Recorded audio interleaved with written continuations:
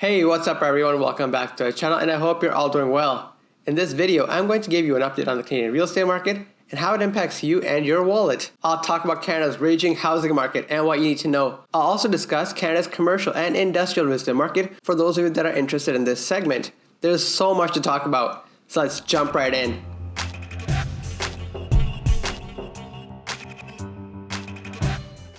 The other day I was reading some stats on the housing market, and it's a real eye-opener as to the madness that's known as the Canadian housing market. If we take a trip back in time in a time machine, the housing market was nothing like it is today. It was actually affordable back then. Back in the late 1970s and the early 1980s, you still had to save plenty of money for a down payment. It took a young person about 5 years of full-time work to save 20% down for an average price home in the Greater Toronto area, the GTA, and the Greater Vancouver area, the GVA. For example, back then in the GTA, a typical 1,200 square foot home with 3 bedrooms, 1.5 bathrooms, and a big backyard would set you back around $80,000 to $90,000. And that's the full price. That's not just the down payment portion. Flash forward to today, and home prices have skyrocketed and people's income have not kept up. In fact, they've actually lost ground relative to inflation by thousands of dollars. Today, the average millennial needs to work on average 14 years in Canada, 28 years in the GTA, and 28 years in Metro Vancouver just to save for a down payment on a home. That's a stark contrast to the 5 years worth of savings that was required back then. We're at a point now, even if you save aggressively, housing prices are rising faster than your ability to save. That goalpost of saving is constantly moving further out. Simply put, hard work does not pay off like it used to. The reality for a typical young person is that they must go to school longer and pay more for that privilege just to land jobs that pay thousands of dollars less, and to face housing costs that are up hundreds of thousands of dollars, which also drives up rent. It's definitely not easy today establishing yourself with stagnant wages, rising costs. It's definitely not easy. By the way, if you're new to the channel or you've seen my content before, do me one huge favor. Hit that like and subscribe button. It does 2 things. 1, it lets me know to produce more content like this. And 2, you don't miss out on future real estate videos. I get emails, DMs, comments, you name it, with people questioning if they're the ones doing something wrong. But I'm here to tell you, this is not an individual issue. This is a societal, an economical, and political issue. There are so many of us out there facing issues when it comes to affordability, having to pay off student loans, not relying on parents or grandparents for financial support, and salaries that have not kept up with inflation. It leads me to question, how did the Canadian housing market and affordability get this way in Canada? How it became this way has been referred to by many different names. The reverse snowball effect, the shrinking middle class, the wealth gap. No matter what you call it, it refers to the same concept. According to the US Federal Reserve, when baby boomers hit an average age of 35 back in 1990, they collectively owned 21% of all the wealth in the United States. When Generation X reached 35 back in 2008, they collectively owned 9% of the entire wealth in the United States. And in 2020, millennials only own 4.6% of the nation's wealth. Do you see a trend emerging here? This is what's known as the intergenerational wealth gap, where each succeeding generation owns less and less of the collective wealth. The reason many young Canadians cannot afford a home today is because policymakers have tolerated rising prices far beyond what the average person makes today. Yes, the housing market wasn't perfect back in the 1970s or the 1980s when the average mortgage rate was over 18%. But don't forget, because the interest rates were so high in general, that the rate that you'd be earning on your savings was also very high.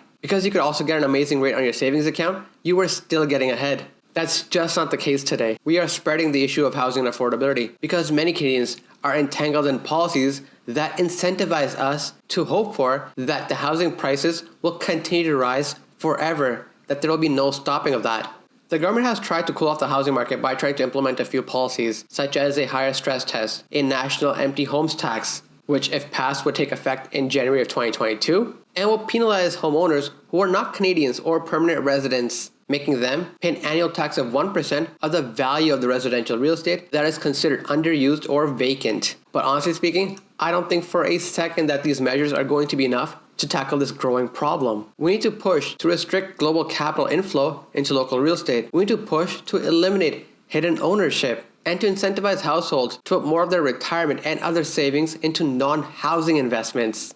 Housing can't be everything and should not be everything. It should not be your shelter, your only investment, and your only retirement vehicle all at the same time. I hope you understand what I'm trying to say. We need to change our hearts and minds on how we see the housing market in Canada. We need to change our policies, change our cultural thinking to bring back a sense of housing affordability here. So that's the housing market. But what's happening with Canada's industrial and commercial real estate market? They are pointing to a major economic upswing. The pace of office vacancy increases has eased in every major Canadian city in the second quarter of 2021, while industrial demand has hit unprecedented levels. If you're looking for signs for economic momentum, then look no further than Canada's commercial real estate market. As of Q2 2021, downtown office leasing is increasing in almost every major Canadian market, and the availability of prime industrial real estate has dipped to unthinkable levels across the country. The Waterloo region has the lowest availability of industrial real estate in all of North America at just 0.9%, meaning over 99% of Waterloo's industrial real estate capacity has already been taken up. Most offices are preparing to welcoming back their employees in the second half of 2021. Tours of empty office spaces and renewal discussions are also picking up. Office vacancy rates did rise in Q2 of 2021, but it was by the smallest amount we have seen so far since the pandemic has started. As of right now, Canada actually has the tightest downtown office vacancy rates in all of North America. Vancouver's vacancy rate is at 6.6%, Toronto at 10%, Ottawa 10.6%, and Montreal at 11.11%. Halifax, on the other hand, has seen incredible demand for office space as it remained mostly open over the past year, while other major centers were mainly closed. The other key indicator you want to look at when it comes to commercial real estate is subletting activity. Subletting space, which flooded the market as companies adjusted to the pandemic downturn, is suddenly high in demand. Companies are now pulling their sublets off the market because now they want to take back that space that they're planning to give up. Nearly 1 million square feet of office space that was previously put up for sublease was either canceled or leased in the second quarter of 2021, and half of that was in Toronto alone. One of the best ways to spot trends in commercial leasing is to take a hard look at subletting activity. The way subletting listings work is that it's almost like a knee-jerk reaction to a sudden change in market conditions. The fact that sublets are being canceled or leased up by new businesses is a very good sign, and this trend is likely to continue. Canada's major office markets have actually fared well, especially compared to our counterparts in the global marketplace. And I'm looking at this momentum to continue to build on as more and more restrictions are lifted. While some companies have already begun calling their employees back into the office space, for the most part, return to the office as of right now remains a little bit elusive. There was a recent survey that asked employers and employees their view on this. Of the employers that have yet to return back to the workplace, 78% of them expect to be back in the office either full-time or in a hybrid capacity in the next 3 months. And when employees were asked what is their ideal work environment, 34% said they prefer to be remote most or all the time. 37% they prefer to be back in the office most or all the time. And the remaining 29% could not decide between the two options. Some developers and institutional investors are confident that the market will come back to pre-pandemic levels because humans are social by nature. They're suffering from video conferencing fatigue and miss that spontaneous in-person interaction. While Canada's office market still has plenty of vacancy as it recovers from the pandemic, the industrial real estate market is on the other end of the spectrum. Canada's industrial markets continue to test the limits of existing real estate and new construction. Every Canadian city saw availability of industrial real estate shrink in the second quarter of 2021 because of very limited supply. All markets outside of the prairies have vacancy rates of 3% or less. Toronto, Vancouver, Montreal all have industrial vacancy rates of less than 1.5%. It's that tight if you're looking for industrial real estate. With rapidly rising land and construction costs, industrial businesses are seeing their options become more and more limited. In just the last quarter alone, the amount of industrial real estate available decreased by 35% across the board. The development pipeline of industrial real estate is low. There's skyrocketing costs. Rents are going higher, and the sale prices are also going higher for industrial real estate. And the timeline for new construction is also taking much longer. Like it or not, that is the story of industrial real estate in Canada right now. The level of industrial demand that Canada is seeing right now is unprecedented, and it's pushing up against very real limitations. We just don't have enough space to accommodate new business demand, and new construction just can't keep up. London and Waterloo are expected to run out of industrial real estate space in the next 3 months. So not only do we have a hot housing market in Canada, but we also have a very hot housing industrial real estate market. Vancouver is expected to run out of industrial real estate in the next 6 months. Toronto and Montreal are expected to run out of that same space in the next 9 months. What will businesses do, and what will happen to prices that consumers have to pay when we run out of industrial real estate space and that causes a havoc on the supply chain? I guess we're about to find out. If you want to take advantage of the incredible demand for industrial real estate, one of the best ways is by investing in an industrial REIT. And if you want to learn more on how you can do that, make sure you check out this video.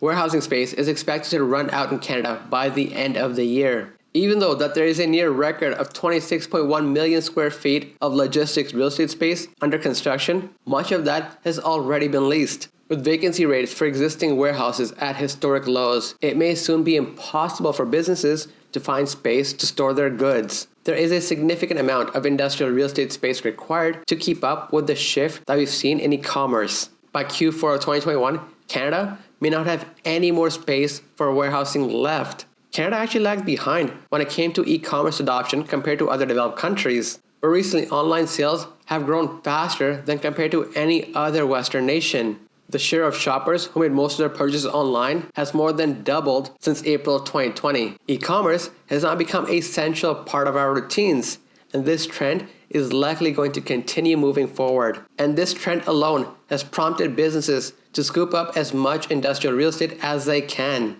About 10.4 million square feet of warehousing space was leased in Canada in just the first 3 months of 2021. It's that crazy right now for warehousing space because most of the headlines are so focused on the Canadian housing market that we are overlooking what's happening when it comes to warehousing space in the country. The warehousing segment of the market is being so overlooked that businesses are in a tight competition to pick up as much warehousing as they can, wherever they can. No matter what you look at, whether it's Vancouver, Toronto, or Montreal, vacancy rates for warehousing is the tightest it has ever been. It's the tightest in all of North America. And with new development of warehousing space becoming available too slowly, one option that's being considered is converting existing retail and office space that's largely unused because of the pandemic into logistics hubs. And we have one name to thank for this seismic shift. Amazon alone is fueling North America's worst warehousing shortage, and it's right here in Canada. Finding warehouse space in Toronto, Vancouver, Montreal has never been harder, and this e-commerce fueled shortage is disrupting businesses and it actually threatens the economy overall. And as we've embraced more and more online shopping because of the pandemic, Amazon has definitely benefited, scooping up as many warehouses as they can.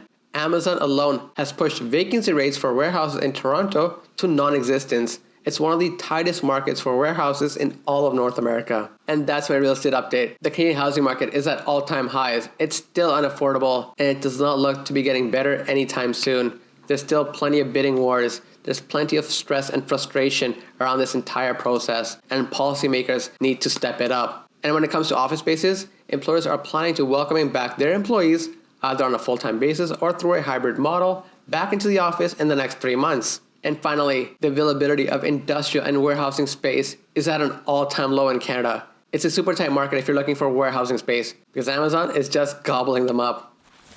Thank you so much for watching. This channel would not exist without your love and your support. So please do me another huge favor. Check out the links in the description of this video. I have content outside of YouTube. I have special offers to sign up bonuses and discounts. Every click directly helps support the channel. And do you have questions for me, feedback on this video, or maybe you have ideas on future content? I would love to hear your thoughts in the comment section. And while you're at it, make sure you hit that like and subscribe button. That's it for now. I'll talk to you in the comment section.